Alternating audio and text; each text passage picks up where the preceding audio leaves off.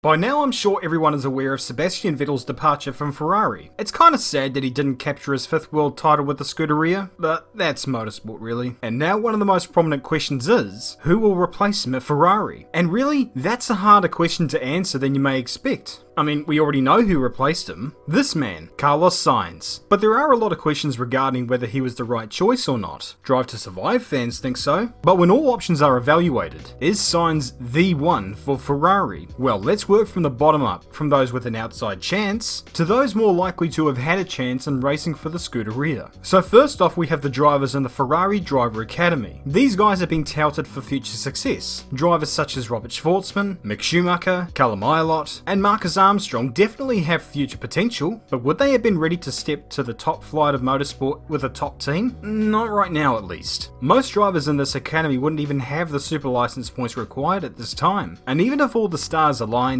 Ferrari are unlikely to draft in a young driver without prior experience, although not impossible, as they did that with Ricardo Rodriguez in 1961. Is there anyone outside the current grid that would have had a chance? NICO Hulkenberg had recently lost his Renault seat, and he was left without a drive for the 2020 season, and for however long people were touting this guy for a Ferrari drive. Thing is though, Ferrari would have wanted podiums, and another candidate was Fernando Alonso. The trouble with him is that with Charles Leclerc in the seat, good luck giving Nando the number 1 status in the team that he would so obviously want and in a number of ways deserves. Therefore this really wasn't going to come to fruition. What about Ferrari's reserve and test drivers? Well, they have 4: Antonio Fuoco, Davide Rigon, Brendan Hartley, and Pascal Wehrlein. Of those 4, Hartley and Wehrlein are the only ones with prior F1 experience, and Wehrlein is the only one to demonstrate any raw speed in one.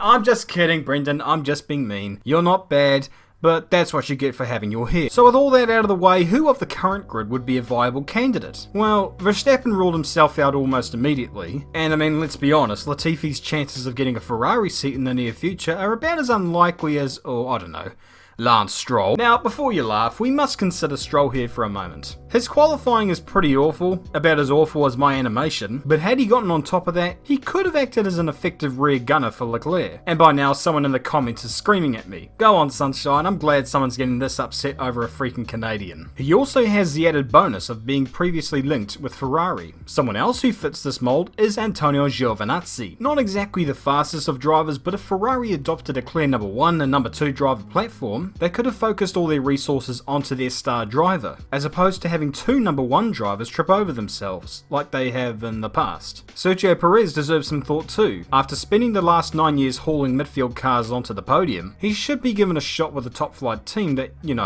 isn't in a downward spiral, especially given his development as a driver. Daniel Kvyat will likely be out of a seat at the end of the year, thus freeing him up. And with previous Ferrari connections, there's a possibility, well, was a possibility, not anymore. With most others under contract or improbable chances, there were 2 big candidates under consideration in the days after Vettel's departure: Carlos Sainz and Daniel Ricciardo. Ricciardo is one of the fastest drivers in the world, and he's a popular figure within Ferrari, nay, a popular figure in all of motorsport. But the question is whether Ferrari could house 2 number 1 drivers, and as it's something that they've struggled with in the past, it probably wouldn't have been the best of things to house Ricciardo in that second Ferrari seat. And so of course, we come to Sainz. He's most probably going to gel well with the team, as he was a popular figure within the Ferrari camp before he went there. He's a damn sight cheaper than Ricciardo salary wise, and his speed is going to serve Ferrari well, to a point where, provided they have a good enough car, they will be at the forefront.